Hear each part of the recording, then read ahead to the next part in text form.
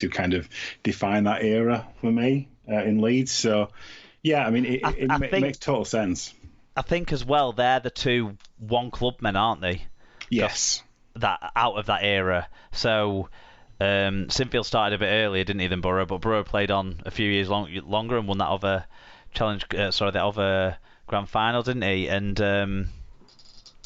you had, Danny Maguire and Jamie Peacock. I'm sure are the other two that you. They were the two in my mind. Yeah. Yeah, and then you might throw other people in like Keith Senior and.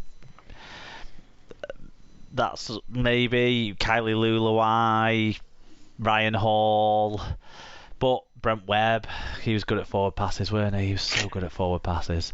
But as you said, really, when you strip it back down, that the essence and the heart of that side is shown, I think, through these two individuals. They kind of encompass it all for me, and they, like I said, were one club men in rugby league at least. So,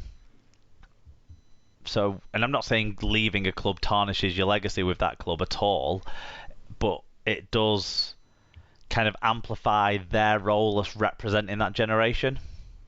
Yeah, it completely does, and you can definitely see that in other examples of players and kind of people who've symbolised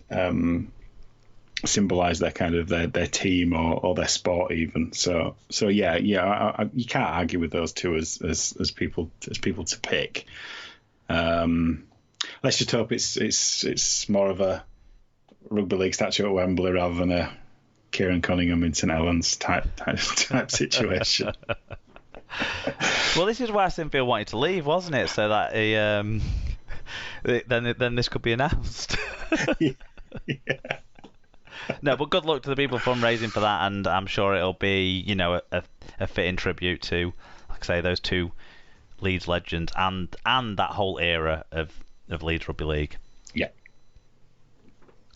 That's too much nice things said about Leeds Rugby League, so we're now gonna. Oh shit, we've got to talk about winning a game now. It's match review time.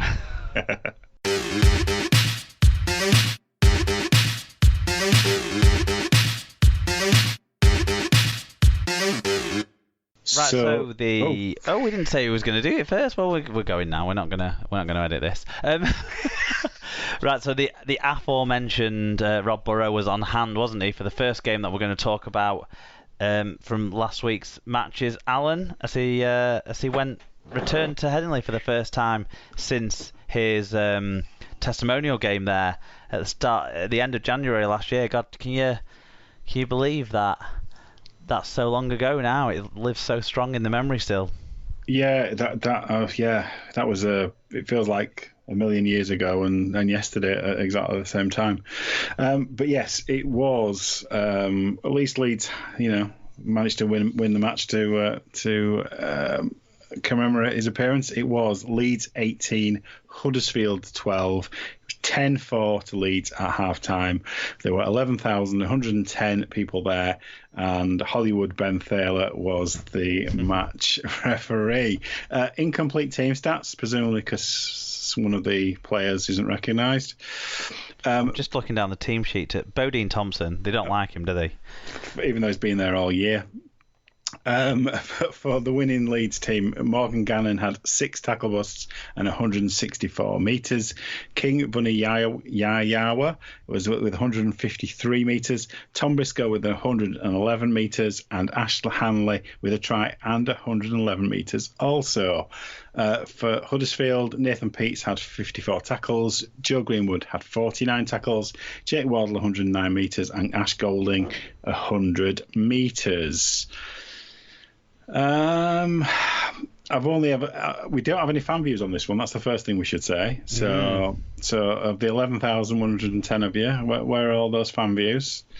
I've only seen the highlights of this. I assume it's exactly the same situation for yourself. It struck to me that Leeds were kind of in control in this match. It felt like, until we saw a couple of very late giant scores. And that was with a man up as well, wasn't it? So yes, for a completely deserved yellow card. because we've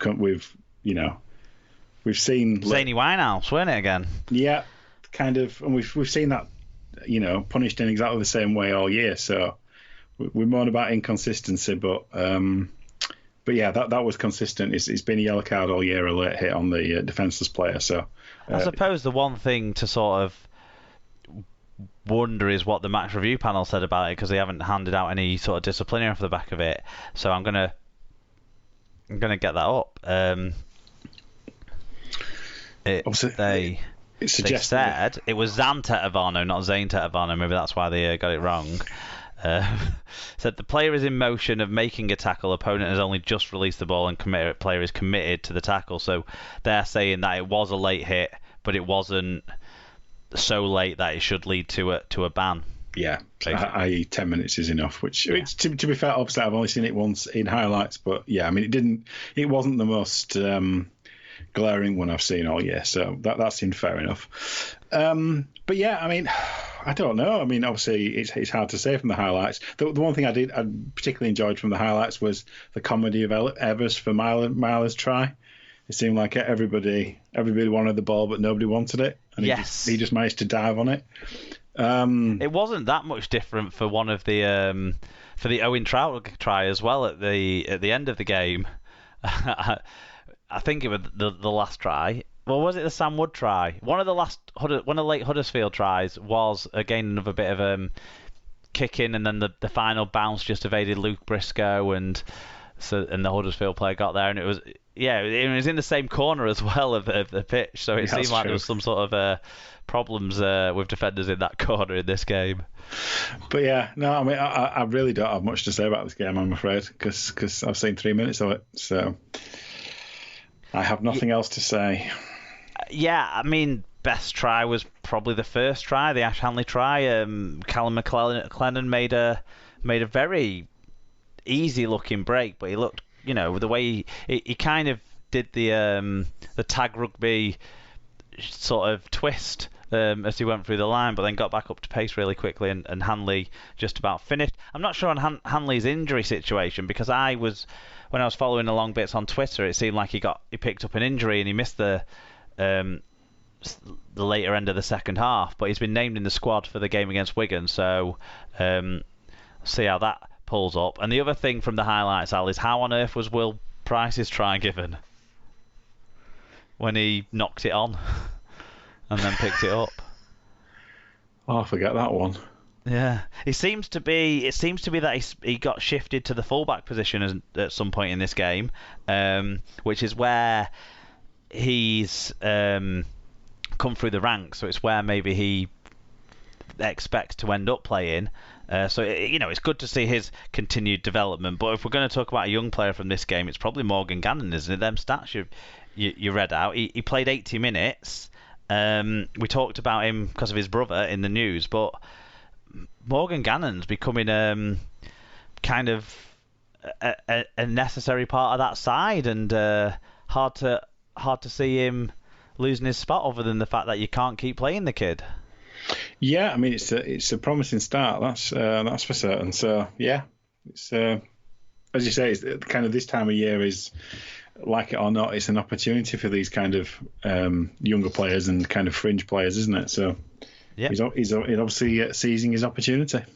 Yep. In the end, there was no other games on Thursday night. We'll get to that a little bit later before we give you the standings. But there was a game on. Well, there was a Sky broadcast on Friday night. I was going to say I'd call it a contest, but I'm not sure that's fair either. No. In a game where the scoreline flattered both sides, it finished. It finished Wigan 2, St Helens 26. It was 12-2 to the Saints at half-time.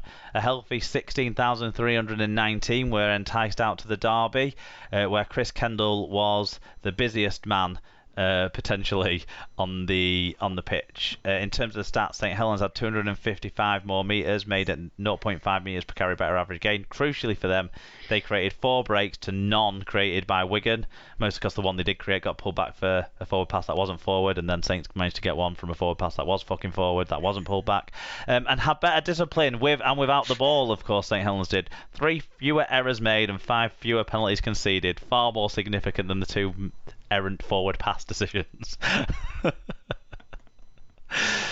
Individually, Mark Percival with 1 try, 9 tackle busts, 170 metres. Alex Walmsley with 1 try, 5 tackle busts, 144 metres. James Bentley with 43 tackles, 17 of which were marker tackles, 27 of which he shouldn't have been on the fucking pitch for. Morgan Knowles with 45 tackles, 15 of which were marker tackles. For the losing Wigan side, Jake Bibby 148 metres, Ollie Gildart 119.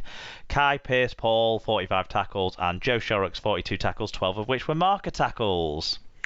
So, plenty of fan views on this one. We've got plenty of disciplinaries to talk about first. Oh, go on then, yeah, We'll give you the outcomes from these, and then we'll talk about the instances, I suppose, more as the game went on. Yeah. As the fan views roll through, because I'm sure it's what most people talked about because the rugby wasn't good enough. James Bentley of St Helens got a grade A kicking charge, 1 match penalty notice for that. Willie Isa of Wigan got a grade A other contrary behaviour charge, 1 match penalty notice for that. And that was for an incident in the... Let's just double check. Was that the shoulder charge one? Yeah, shoulder charge in the 50th minute. Other contrary behaviour charge for that. No, that was a caution. Hold on, he was busy. That was his caution. All right, okay. He got a grade A charge for strikes with the forearm in the 53rd minute, and then got his grade C 3-match penalty notice for strikes with the hand, arm or shoulder reckless in the 55th minute. As well as that, John Bateman got a grade A disputes decision 1-match penalty notice. That clears up for me one of the questions I had in the ground, which was why was John Bateman sin-binned for a melee when everyone else came in, but then only he was sin-binned, but it was because he spoke out of turn, so fair enough, and he's got a ban for that. So that's all of those things.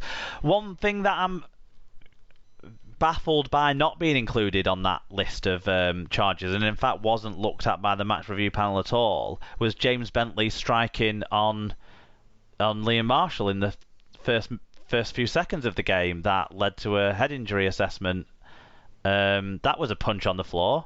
Okay, he had the ball, so it wasn't as brutal as Willie Isa's on Jack Wellesby in any way, shape or form. I'm not saying the two are in the same category, but why isn't James Bentley getting a fucking match for that as well? Anyway. Yeah, well, it's one way of looking at it. Dr. Bob was the first fan view. He said, please can Wigan keep that form going for another game at the minimum? Probably more than that, Dr. Bob. Alan Walker said, when people slag off small crowds, crap stadiums, lack of strategy, no money in the game, they should remember that the best, in quote marks, of Super League serves up shit like this. The most conservative stay inside versus the dirtiest team in Super League. More grub shots than a fishing festival. Not an advert for the game and not one to attract new fans or players, and too predictable. Man of the match Kendall should get extra pay for putting up with it for 80 minutes. Pop the Viking says, what a derby wants, passion and aggression. A tough game with no player wanting to take a step backwards. Thought all 4 cards were correct, with Isa lucky to have not gone earlier. Wigan lost their composure, which cost them. Saints took their chance as well. Wigan appeared to be lacking a spark in the pivotal roles and relied too much on Farrell. Something's not right at Wigan. Yeah, something's not right. Matt Speakman said, scoreline flattered us even with the late try. Couldn't even be disciplined and gave away 2 tries to start. Taking the 2 when down 6-0 was the Rugby League equivalent of when a wolf rolls onto its back and shows its belly. Played too many games, too many youngsters in the pack, and once again senior players let us down in big moments. If it weren't so close to the end of the season, I'd say Lamb's job was now untenable. Ben Hollywell says, this game can only be described in 4 words. Lamb for the slaughter. GNK said, going to say this could have been a lot worse. Our defence was better than hoped, but we had little in attack. Saints had quality all through their team, and I can't see any scenario in which we would have won. We seem less than the sum of our parts. That's a really fair shout. Refereeing was well below par.